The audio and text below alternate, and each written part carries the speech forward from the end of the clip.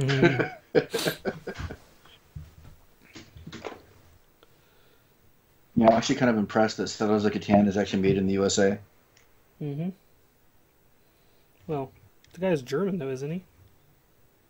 Yeah, that's one of the reasons why I was kind of um, impressed. Actually, I was surprised. Their headquarters is, Actually, like, in Virginia. Board games are big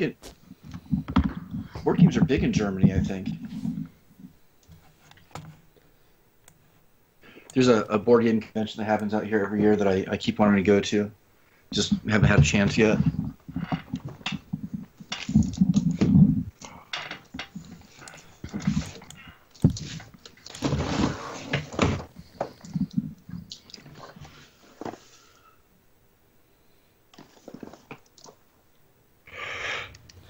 Perhaps I should change the background then. I picked up this at, where the hell did I buy it from? Toys R Us? Somewhere really cheap. It's like $8. I have no idea how it works. What is it? It's kind of like a board game version of Magic, but I have a feeling it's kind of like a mix of Magic and D&D. With maybe like a hint of Stratego, which I used to love that game. Mm-hmm.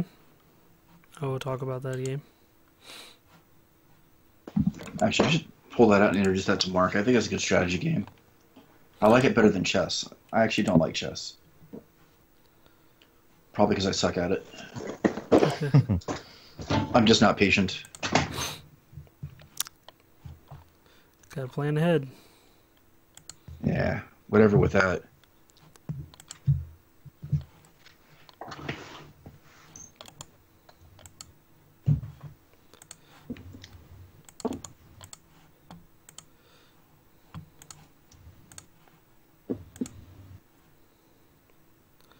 Presto changeo. Switch to the background. Although I like the Metroid one. It looked kind of cool.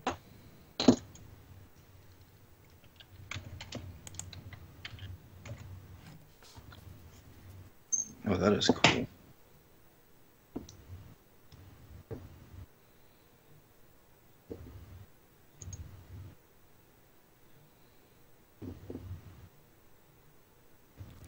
Alright.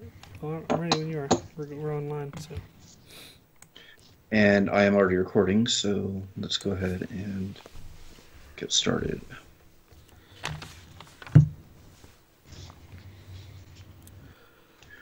All right.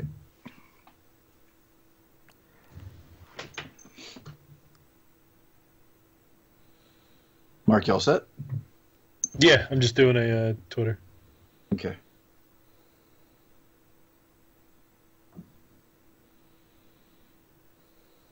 Wes, you changed the background already, right? I did. It's funny, it hasn't updated on No? on my feed yet. Oh, wait, I see that too. It's. Hold on. I see it. I see it. You do? Mm-hmm. I see it. Okay. The stream window's acting weird.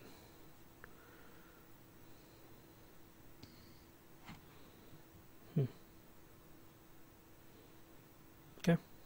I'll roll with it then. Oh, there it goes. Okay.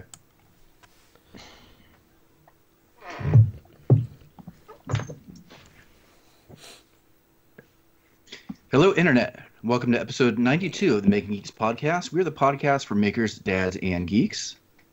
And we're back once again with our four hosts. First off, Mr. Josh Price. Hey, everybody. Mr. Mark O'Keefe. What's going on? The fabulous Wes Swain. Hey, everybody. And I'm just here, Sean Jolliker. Oh, He's just here selling himself short. Just being overly modest. it suits you. So how you guys doing tonight? Doing well. Although we just talked. We did. I like to pretend that we didn't, though. How you doing? How was your week? Good? Awesome. Great.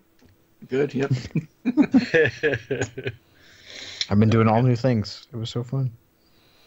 Yep.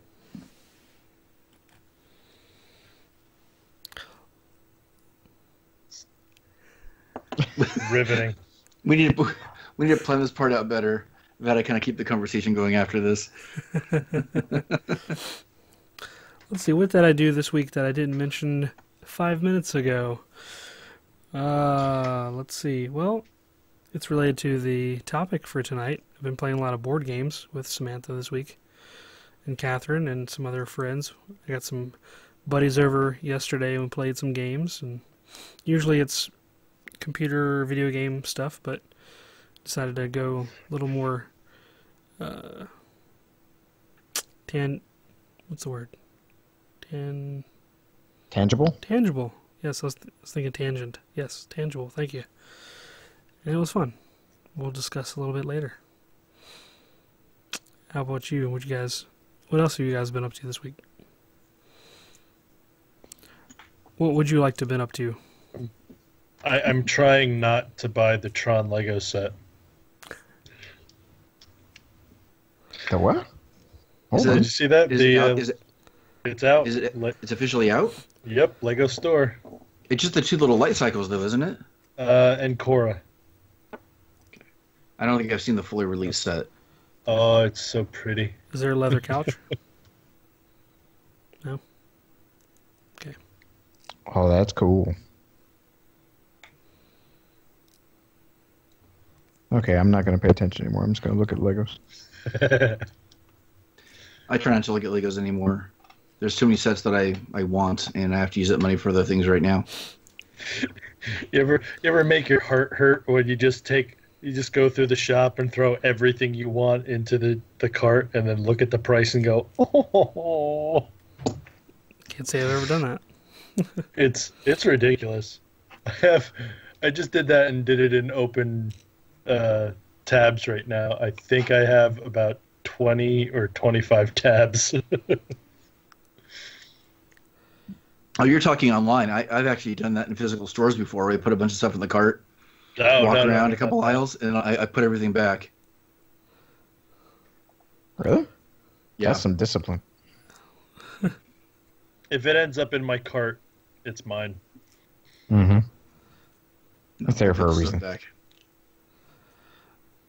Hey, Toys R Us, y'all got layaway in here? Nope.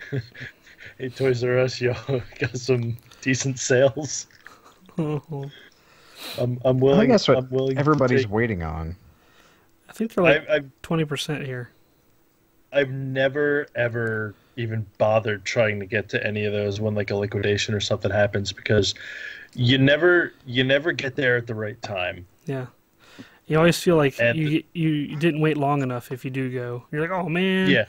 So it's just, there's no win. I just get really upset with the ethics of it, and I've experienced this recently with a Kmart closing. And I go in, and I look at the prices marked up, and then they say 30% off, because I know what the price of these items are, and I know that it's within the right to sell things at a higher rate, but I'm upset that they are taking advantage of people that actually don't know any better. What if Toys R Us did some type of sweepstakes with all their stores closing? They got to move inventory. What if they had like a lottery system where you put in $100 and then they draw a certain amount of names, and then you get your however many 1 hour shopping spree like they did in like the Double Dare prizes. 1 hour?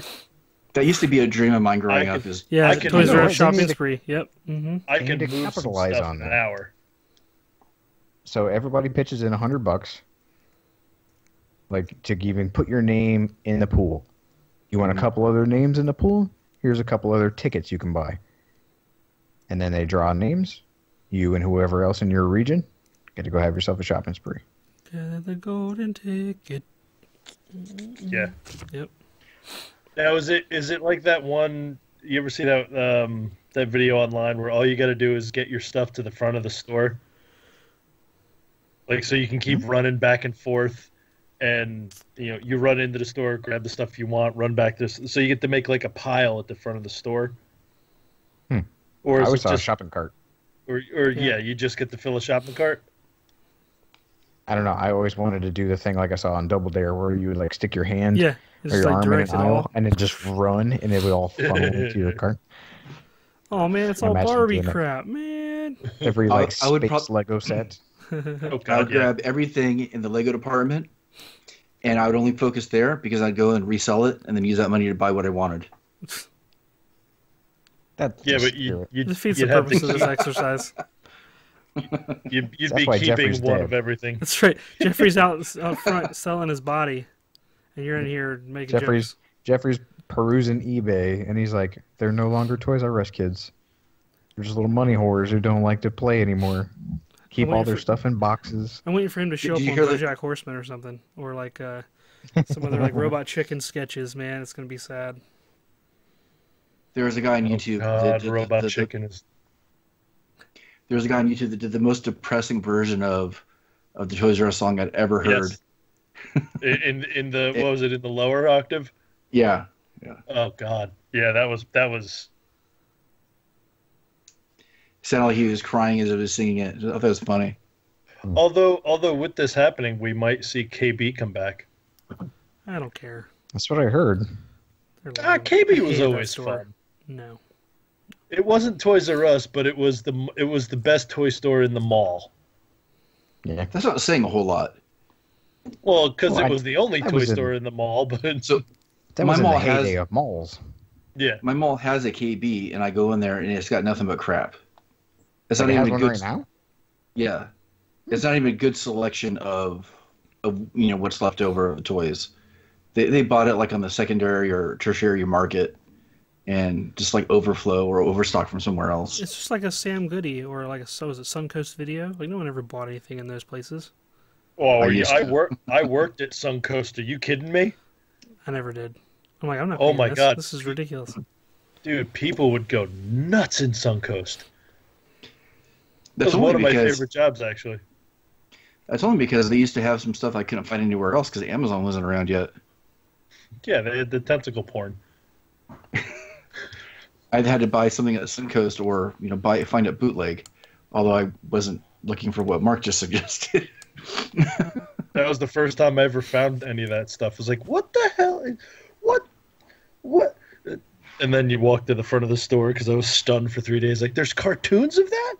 Why are there cartoons of that? But then they had all the cool toys, too. They had, like, all the McFarlane stuff and the,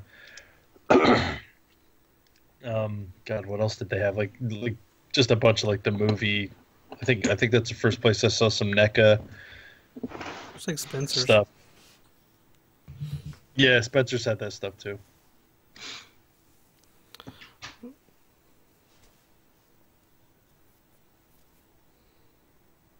So,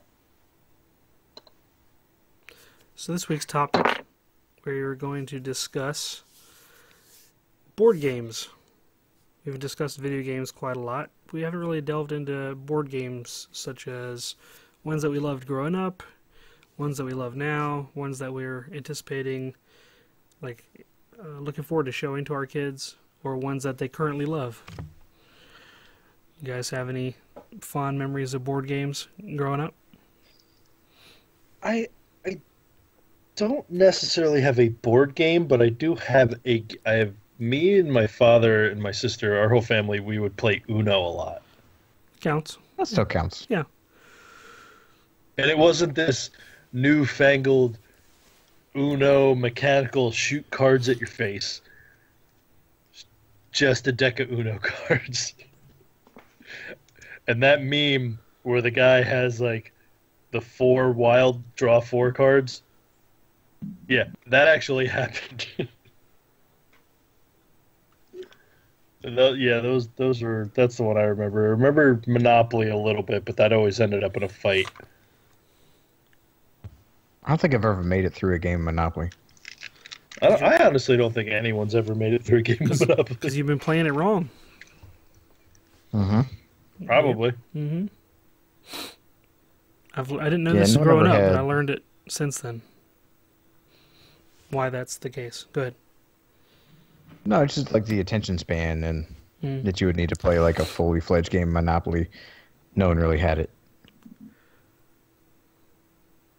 Because there's a lot of Who was like, you should mechanics play. that. Go ahead. I don't know. Keep going. I was gonna say there's a lot of mechanics that people introduce that make the games take longer. Like the land on free parking, you get like a jackpot in the middle. Like I know I had that growing up. It was fun to win it. Yeah. But that's one of the things that made the game take forever because it screwed the balance out up in the game. You talk about that immediate influx of cash. Yeah. Where like every payment you make to a bank, it goes there. Like all your income tax and your luxury tax and your community chance card fees, they all gotta go in the middle plus a $500 like ante, I guess. That would mess it up. And the thing that really would, I didn't realize this was rule to it for a long time. Let's say you landed on States Avenue, Sean, and you didn't want to buy it. You're actually supposed to put it up for auction for anybody else to buy it. I didn't know that was a rule for a long time. Yeah, I'm aware of that one. If people don't play that way, then they're just waiting for all the people to land on all spots practically, if someone decides not to get something. But it makes the game go faster when you do that. Have you introduced Monopoly with your kids yet? Yeah. Yep, I have. Samantha loves it. And it's helped her math skills a lot. I think I'm going to wait a while for introducing it to my kids, simply because I don't want to have to spend half the time explaining everything and all the concepts. I'll wait until they're a little bit older for that one. I'll probably wait a couple of years. Samantha just turned 7. Yeah. It's helped a lot with her counting by tens and twos and hundreds and understanding those concepts. She doesn't really get like strategy per se, but she gets like the math part, and it's helped like within a month's time of playing it, she's gotten a lot better. Yeah, I talked to Tiff whenever you mentioned that last time about helping with quick math skills, and I don't know, the game was just never that intriguing. Like, ooh, investment banking. Like, let's get into this at a young age. Like, Do you think Life would be a better start? I hate that game. For that type of game? We have Life Junior, and it's way more fun. But it's still like you have a certain amount of money and you want to go to these places and it costs a certain amount of money. So it teaches like basic principles like, oh, you want to do a thing. Like, do you have enough money to do that thing? Yes or no? And there's there's things that are free that you can do. And like, oh, you can go to the park. Like, that's still fun and doesn't cost anything. I think the game of life always translated to real life, obviously a little better than, Monopoly or like Risk. But it's not as fun as like Crossfire. Oh, come on. Risk teaches you how to take over the planet. Oh, God, that 80s commercial. Come on, you can hit the higher octave. I never had that, but I always wanted it. Everybody wanted it because of the commercial. It's true. It was genius. I think Life taught me at a young age that I didn't want kids because how expensive they were. Mousetrap. Didn't even have the nice cover. Always wanted it just to play the little Rube Goldberg part. I have no idea how to play the actual game. Oh, Mousetrap? Yeah. Oh, yeah. I don't think anybody actually played the real game. I didn't even know that it was a game. I thought it was just a toy that you set up. No, you had like slices of cheese. Mm. And then, yeah, I don't remember the actual rules, but I remember like, what is all this other crap that comes with it? Right. I don't know. And then someone was like, no, we got to play. I'm like, play? You don't play. What else? As an adult, like we played Risk at, a couple jobs ago where I was management and I had to put like a stop to it because Really? people were getting mad. Yeah. Like everybody would, because we had a downtime in the morning and then we had to like teach class and then everybody would have to go. So we'd set up the Risk board and we'd play over like a couple days. And then people would have little like secret pacts with each other. Or we'd have the one guy that would like camp out on Madagascar and wait for everybody else to kill each other and then he'd rule the world. It was a bunch of like super type A like military veterans like playing this military game, and it would get heated, and people would get mad, and everybody would take a picture. Like 5 different people would take a picture with their phone to make sure nobody moved any of their pieces. Yeah, it would get pretty stressful. I grew up playing a lot of card games, and when I was probably in my teens, when my brothers were starting to be old enough to play games with the family, we were playing a game called Phase 10, which it's kind of like Uno, but it's also has some other game mechanics to it, and we used to play that nonstop. I used to get tired of it, actually, but it was mainly cards with my family because we used to play with my grandparents too, and they didn't really like a lot of the newer board games, so we just played a ton of cards, all different kinds of card games. Huh. Something more recent. Played a game of Cards for Humanity. Cards Against Humanity? Yeah, Cards Against Humanity. Yeah, I'm sorry. Yeah, that game's hilarious. That game's so funny. Did you say Samantha loves that? Yeah, she loves it. The bigger, blacker box. She got that for Christmas. I'm sure that's a joke, but I've never played that game. But you got the joke, whether you played it or not. Your dry humor lets me to believe that is not a game appropriate for a small child. Absolutely. Oh no, not at all. Not for grandparents or parents even. It's really good for your Bible study group though. You should try it. I think we should do a live episode where we play it when we're there for Maker Faire. And have to put like 10 NSFWs next to it. I've played it a handful of times, and it's never as fun as the first time because I think most of the fun is just the shock value. Like, you can't believe they got away with the stuff they put in there, and after that, it kind of loses its appeal, honestly, but that's my opinion. My students keep trying to play it in class. I have to keep telling them, no, you cannot play that game here. They can play Pandemic. I was just looking at that. I'm looking at that game. now. That looks cool. So good. And it tricks your... I don't know, it doesn't trick your mind, but it messes with your mind that you're playing a board game where you have to play cooperatively. You're not playing against somebody. Like, you're not on a team where you're trying to win against another person. You have to work together. And it changes every hand. The whole game changes. So you got to come up with a new plan. And you could have it all figured out. And then, like, oh, the very next thing, everything screws up. And you got to figure it out again. It's a really, really good game. Exploding Kittens is a newish one that I really like a lot, and I've got the expansion for that. And Samantha, yeah, we played that. Didn't we? Yeah, that's along the same lines as Cyanide and Happiness, isn't it? Oh no, that is them, isn't it? No, Artist with Oatmeal. Oh, okay. Similar based, yeah. Yeah. It's a lot of fun. I play with my kids too. Yeah. We have a lot of fun with that one. Let's see what else. Mr. Bucket. Is there a board game or card game, whatever it is, that you look forward to playing with your kids that you have not introduced yet? Uno. One that I embarrassingly haven't played yet with Samantha is just checkers. I haven't played checkers with her before. I don't even have a checkers set, which I want to make with like the X-Carve or something. I don't know. It's kind of sad I don't have that. But growing up, my grandfather was like super good. I actually literally never beat him in checkers, and he would play like what I say is the real way, where you have to, like, if you have an opportunity to jump, you have to do it as a game mechanic. Some people don't do that, and I think it makes it more interesting when you do. I'm pretty sure that's the actual real rules, but I never beat him, not even once. I played the game growing up with him, so.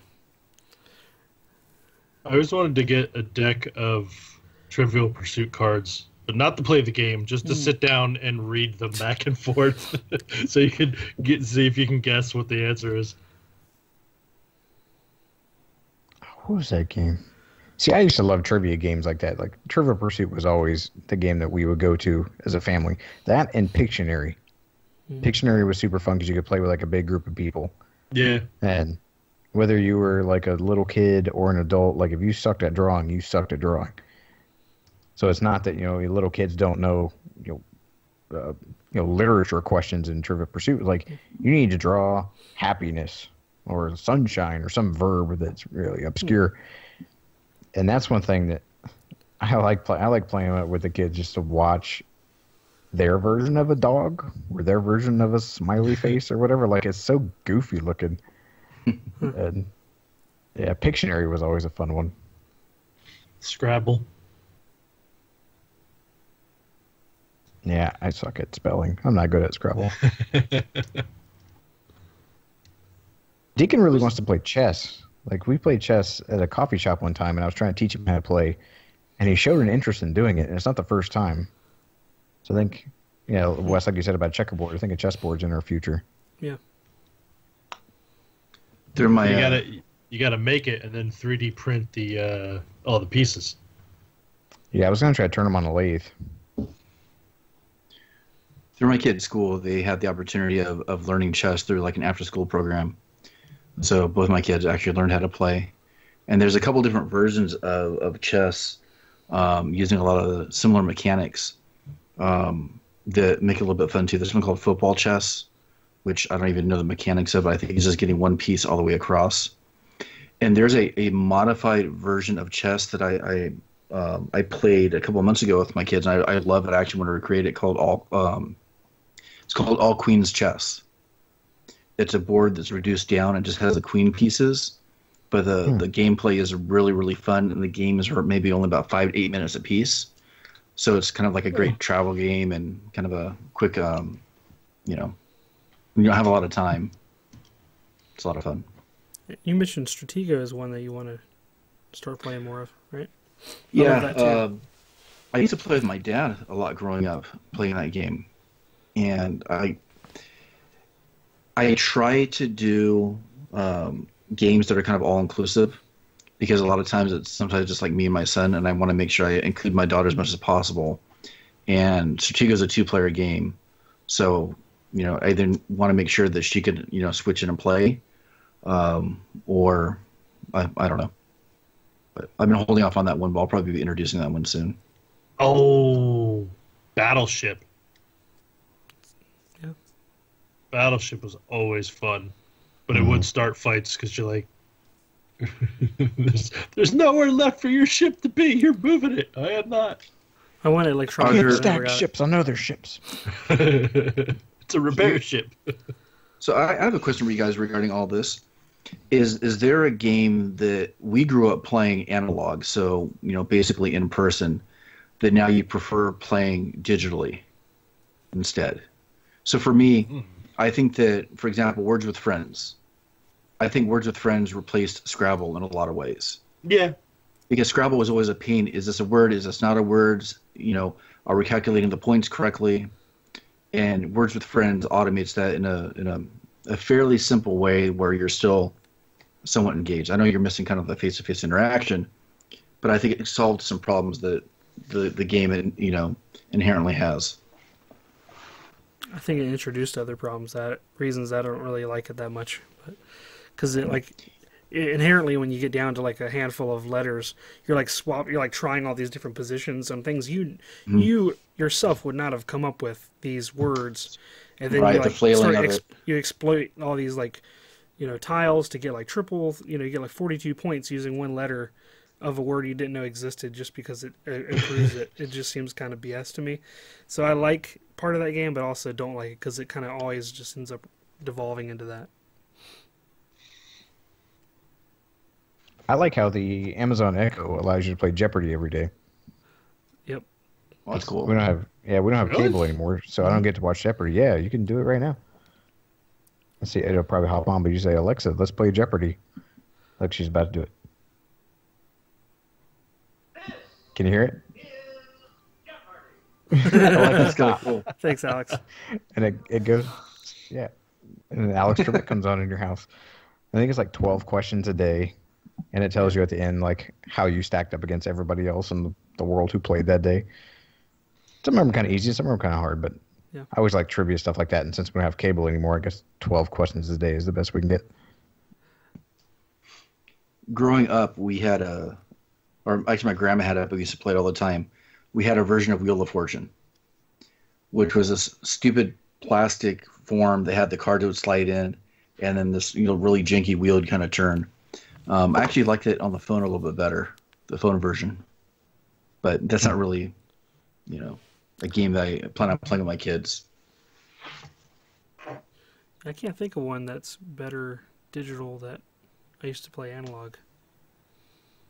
Besides what's already been mentioned. Oh, what was that like? It wasn't Risk. What was that World War II-ish game? Axis and Allies. Axis and Allies. Yes. That was a good one. Yeah, me and my friends would play that, but that game went. Mm-hmm. That was not a let's play this for an afternoon. That's get beer, get a couple sub sandwiches, and come over at 6 a.m. because we might not be done until midnight. Yeah. That was a good one. Is there a game now that I would like to see digital? Yeah, that I mean, would there's work. tons of those little like you build up an army against other army, whatever role playing type games. Yeah, but I mean, like the actual game, because that, like you were saying with Words with Friends, that works because you can kind of just take your time. Like, oh, I'm not doing anything. Oh, there's a word, send it off. That would be a fun game on the same way, like on a mobile device, where for something that takes that long, you could still just play it in your leisure. Like, oh, okay, I'm going to take over this state, and then go about your day. Did you guys ever play Yahoo games? Yeah. I Yeah. used to play pool. Yeah. I remember when I was in high school, I think. Like my That would've senior year of high been school when late computers were 90s.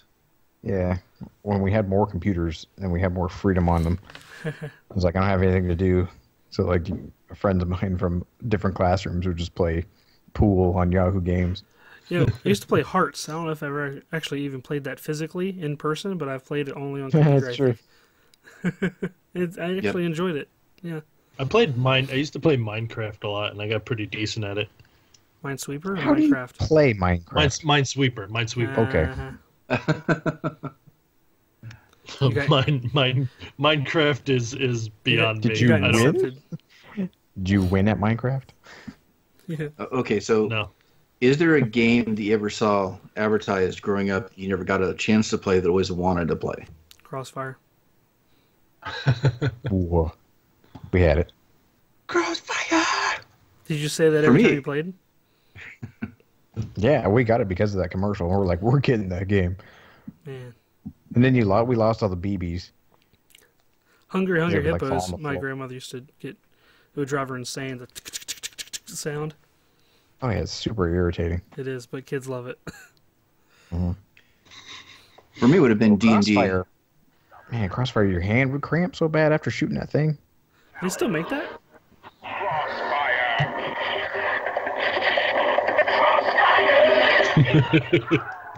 Does that still exist? Can you buy new versions of that? Do you know? I don't know. I'm about to find out. I'm sorry, John. What was your question? No, I was just saying that growing up, it probably be like D&D. Never knew anybody that played it or had an interest in playing it, but I was always curious about it because I would hear these stories about people playing for hours on end and creating characters, but just never ran into anybody that was into it. Me too. That would be my answer too. I don't know at the time if I would admit to like wanting to play it because That was an issue too. a weird social stigma at the time that now is completely acceptable for people to be geeky, or at the time it wasn't. But yeah, the idea that you could make up like a game and you could be more interactive with a game and not just like play along with the rules and eventually somebody wins and you put the game away.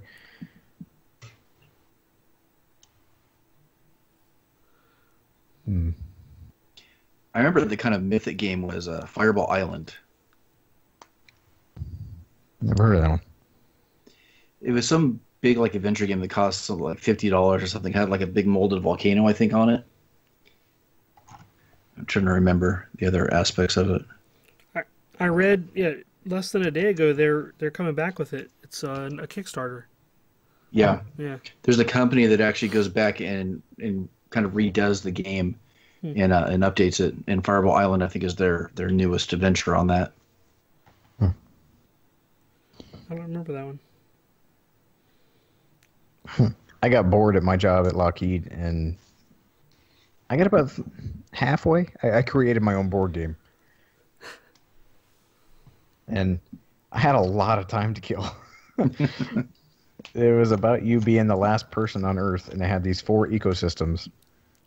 And you would survive in it, but you could play with other people, but you had these dividers. And so you could just be in your own little world all by yourself and never venture out. And if someone ventured in, you would like battle them to see if they could like pass through, or if you just wanted to kill them. And you could like take all their resources and stuff. I don't know. It was pretty neat. I never actually played a full game. I had a coworker that was a huge into board games and card games. He used to support Kickstarters all the time. We'd play these random games. I mean, you could tell me the name of a game. I have no idea what you're talking about, and explain it for 5 minutes. Go, oh yeah, I've totally played that game like 3 or 4 times. Like we played so many. Yeah, trying to develop your own game is really fun because you sound like a raving lunatic when you try to explain it to other people. Just dust that off and go figure that out. Have you, Mark, any games that you wanted to play growing up but never got around to?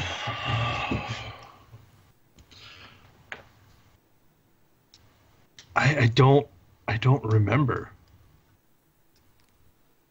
I don't remember a lot of the board games. I know. I mean, How about Don't Wake Daddy? Remember that coming out? Mm-hmm. I remember. The name sounds familiar. I don't remember what that was though. Is that the one with the thing that sits up in the bed? Yeah, Yeah. yeah. They had so many like creative commercials and games that are so weird. Now it's hard to remember them all. But I think it was in the 80s mainly when a lot of the board games started to look more like toys yeah, than traditional, game mechanics. How about Clue? Where did Clue stack up? On God, yeah, I Hierarchy. loved Clue Clue. was awesome. So was the movie. See, I didn't like about Clue was that the answer was in the little folder in the middle, and if you wanted to, like, I want to solve the murder right now, you'd open it, and you're like, oh, you're wrong. But the game's over, pretty much at that point. It seemed like a weird loophole. Which I'm sure I'm not reading all the instructions correctly, but it seemed like early on, if you wanted to be really ballsy and just go for it and get lucky, you're just like, oh, well, the game's over now, because you just decided to try to solve the murder. right. Somebody made a Big Trouble in Little China board game. Sounds interesting. Oh Play wow! Trouble with the Pop-O-Matic Bubble. Topple. Anyone play Topple? Topple was the little teetering guy that you put Yeah. rings on his legs. Yeah. Well, no, it wasn't the guy. It was a platform. And you put little things everywhere. There was a game, something with ghosts. I'm remembering. I can't remember what it was. Pac-Man? No, it was. There was a Pac-Man board game. Oh, okay. Here you go. Here's one I always wanted and never got. Berserk. I remember the name. Family remember what it version of was. the arcade game. I don't know if I'm even familiar with that. Somebody bought my kids Kerplunk, Mm-hmm. and I still, like, as a kid, I hated that game, and as an adult, it's even worse. Because I know you made the gigantic yard one, right? Yeah, and But I there's hated it. so much To clean like up. lead up to that game, like, and then the game lasts like barely a minute, and it takes so long to set the game up. Yeah.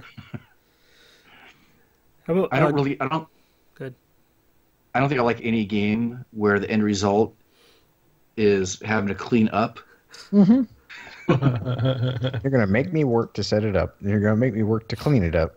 Even Yeah. Jenga, I really don't like Yeah. that much. And truck, right? No? What's that? Truck? Truck, yeah.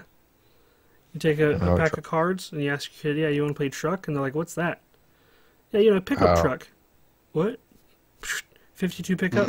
No. It's called 52 card pickup. Okay, I get it. That's when you look at that person, you turn around and walk away. So most people have heard of 52 pickup, but we say truck. Yeah, it's a 52 pickup. They just took the cards and threw it at the person.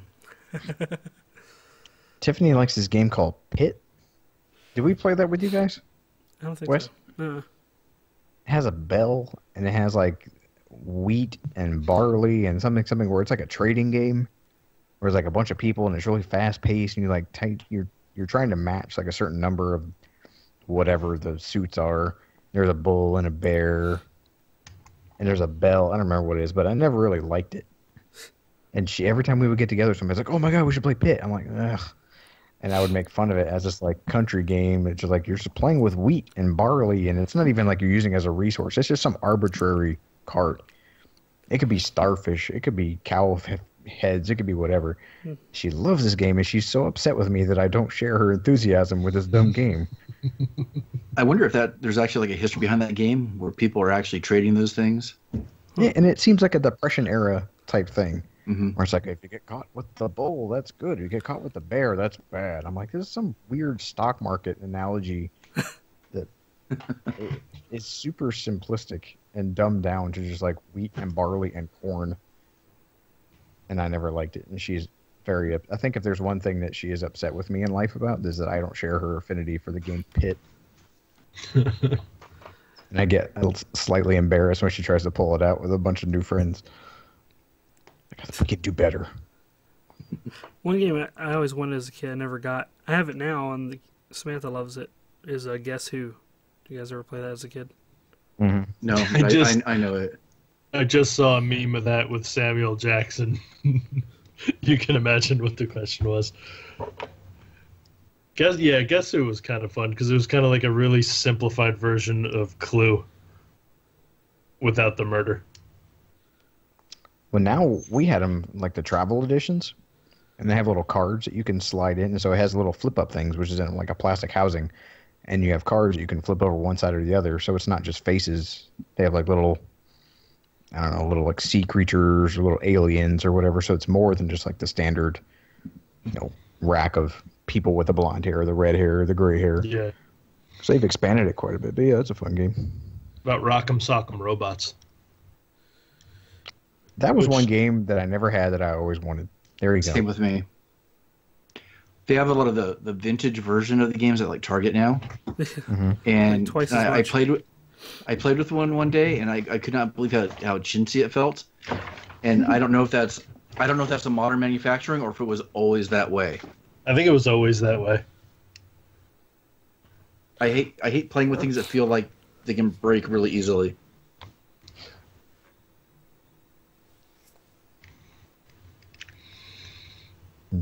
There's a lot of weird games out there There are. that I never knew about. Like Trump the Game. Bed Bugs was a weird one. Yeah. Don't spill the beans. Don't spill Yeah, the beans. Icebreakers. As dads representing the geek as we do, we should come up with like a top 5 list to recommend for other fathers or families. What would be on your top 5? Say for kids, I don't know what age range you want to kind of play. Between 6 and 10? Yeah. I would say Pandemic.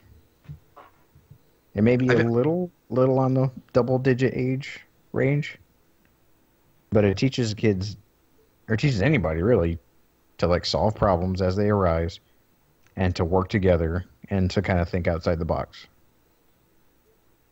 Pandemic. My vote would be for a game called Othello.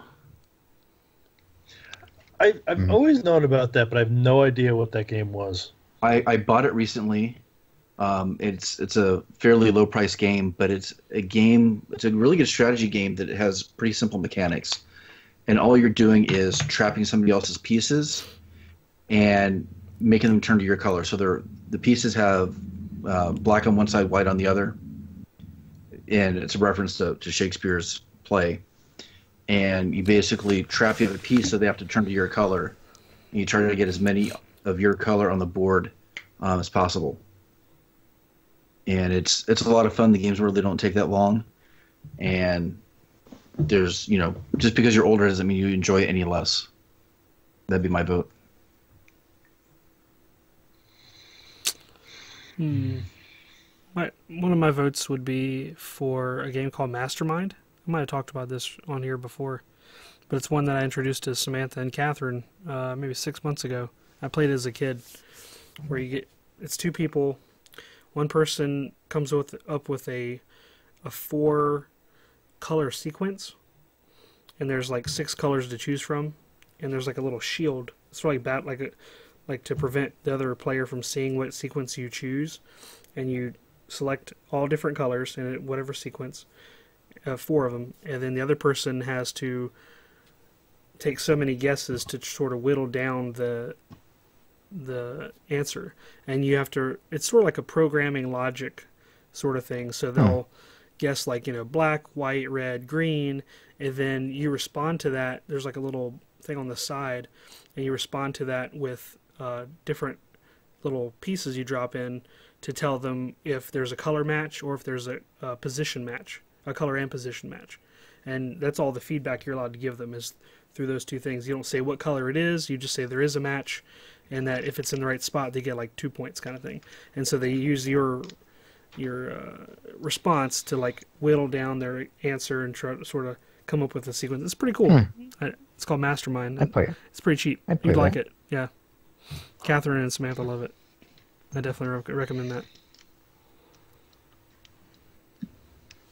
I would say Clue, because it does it makes you think about Murdering people? this no, just try like problem solving and Different ways to murder people. detecting Process of elimination. detective skills. Yeah, process of elimination. Thank you. Yeah. Mastermind Which a lot kinda of has some people of that don't too. have. Yep. It's without the murder. Without the murder, Yeah. yeah. Mm-hmm. Murder's bad, okay? What else? We like Connect 4. Too much cleanup. You play it in Really? the box. That's just you set it up inside the lid of the box, and everything is contained. So there's no spillage. Because there's a restaurant downtown that we go to that has a whole stack of board games that you can play while you wait. And the kids always go for Connect 4. And Deacon actually knows how to play, but Isaac just like stacking all the pieces up and thinks he wins. We started out with tic-tac-toe. Like all my kids were like playing tic-tac-toe. And so Connect 4 was like a step up from tic-tac-toe. And that's always a good one. It's visual. It's kind of fun. Yeah, and if you play it inside the lid, you can slide a thing and they all fall down into the lid. Tic-tac-toe is that great starter game. Mhm. It's really simple mechanics as a start of like teaching strategy and how to think ahead a little bit. And I started out the same way. Usually sitting down in a restaurant, and I had a tic-tac-toe app on my phone, and we just use.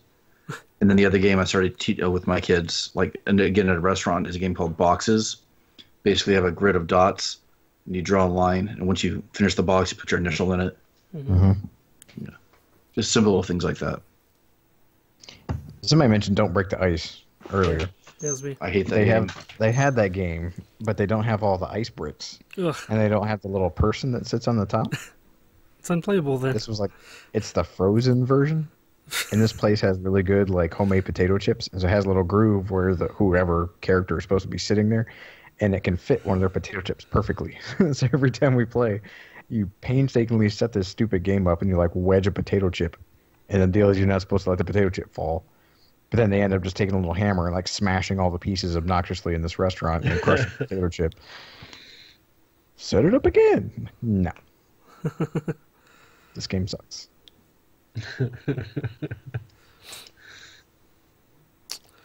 Let's see. The other game I haven't mentioned that we kind of started this topic tonight was Settlers of Catan.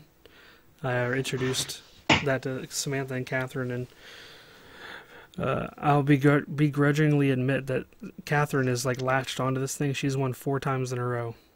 It's kind of pretty crazy, but she's liking it. Samantha likes it. She doesn't really get the strategy of it yet, but she's got all the mechanics down. So it's a resource trading game that's quite fun. A little land management. So it's got some like territorial control stuff mixed with some resource trading, and It's a lot of fun. I want to make like a custom version of that. I think that'd be neat. One game, and I just thought of this now, I should have mentioned it before. One game I'm actually anxious to introduce to my kids is a card game called Munchkin. Mm-hmm. And Mark's almost about the right age. And I have so much fun with that game. You basically have a character, and you make that character, you kind of like upgrade the character based on different cards you get, and then you fight monsters. And you can bring other people in to help fight, and then you actually share the loot. Or you can actually add attributes to the monster to make the monster more powerful to actually defeat somebody else. It's a great little party game, and it's nice because you only need one deck for a bunch of people to play, as opposed to a lot of other card games that are similar where everybody has to have their own personal deck. There's tons of different expansions and like versions. And So many right now, yeah. it's good. I second that. Is anything happening Friday night at Maker Faire? Is there some get together or something scheduled? I think there is, but I don't remember what it is. Hey, Wes, didn't you say something about Yeah, we have the Autodesk tour. That and which is not public. We should go do an information. escape room. Josh, What, what did you say? I didn't catch that. So we should go do an escape room. that'd be cool. But Wes, didn't you say there was something at the Exploratorium too? That's Thursday night. That's Thursday. Oh, that's Thursday night. Such a jam-packed vacation. Mhm. Yeah, So busy. You're Yep. I took the week off after. That's smart. All right, so it's about that time. Yeah. You guys geeking out about anything, or just want to go head for the finish line here? I designed a new piece of shop furniture. So it'd be like the first piece of infrastructure that I'm actually going to build for the new shop to hopefully get everything kind of organized and where it should live. So it's like a miter saw station / CNC table all in one. And I got the fusion model mocked up. It's got my cut list. I just need to actually build it. Very cool. Yeah. I'm geeking out about our mutual friend Izzy Swan. Oh, He is God, working. yeah. He is working on a build right now, which I think it looks like an adult size type big wheel contraption that is going to be drill powered with like gears and stuff, and it looks insane. I can't wait to see that thing up and running. I was thinking about the Crusher. The grabber thing. The robot hand thing, yeah. I saw that. I haven't seen it working yet, but I know he's been working on this other contraption that looks really, really cool. Looking forward to seeing that up and running. Have you, Wes? I might go see Ready Player One this weekend. What else? Nothing much else going on that I'm excited about. It's sort of a slow week with the kids being on spring break and stuff, and there's not really any TV shows that are on. They're all taking breaks, so I've kind of finished my binge watch session of Key and Peele. I think I've seen almost all their sketches at this point. Feels like it on YouTube, so I'm enjoying that. Very cool. All right, we'd love to hear from all of you. Go ahead and check out our website, makinggeeks.com. We love getting suggestions for the show, questions that you have, or even suggestions for topics. Go ahead and check out the contact page, and you can send us all the info right there. Also, on the homepage of the website, you can listen to all of our past episodes. Check out all of our past guests that we've had on the show right there at makinggeeks.com. And you can find all of our social medias across all of the social medias. On Instagram at Making Geeks Podcast, on Twitter and Facebook at Making Geeks. We'd like to thank our awesome patrons over at patreon.com/makinggeeks for keeping this boat afloat. Their multiple monthly subscriptions. Wait, that's not right. Their contributions help keep us on there, keep the lights on, as it were, and keep help funding excursions and ideas that we're coming up with, like our meetup at Maker Faire for 100th episode. So thank you guys for all your support, and our top patron, Mr. Seth Williams, thank you so much. And if you want to find our work individually, you can check out everything that we've done, that we've made. It's scattered all over the internet at Asylum Designs, Geek Smithing, Geek Builders, and the PI Workshop. I'd like to thank you for hanging out this Wednesday. Hopefully we're not overloading everybody with Making Geeks content. But like I said, we got to get to 100. We make sure we hit that milestone at an appropriate milestone-worthy venue. And Bay Area Maker Faire is that event. So look for a couple doubled-up episodes up to that point. But regardless, we'd like to thank you, as always, for hanging out and listening to us. This is fun for us. We hope it's fun for you. So stay tuned every Saturday and now every Wednesday for your bonus episode. And we all hope you have a fantastic week. See you guys. Later. Have a good week.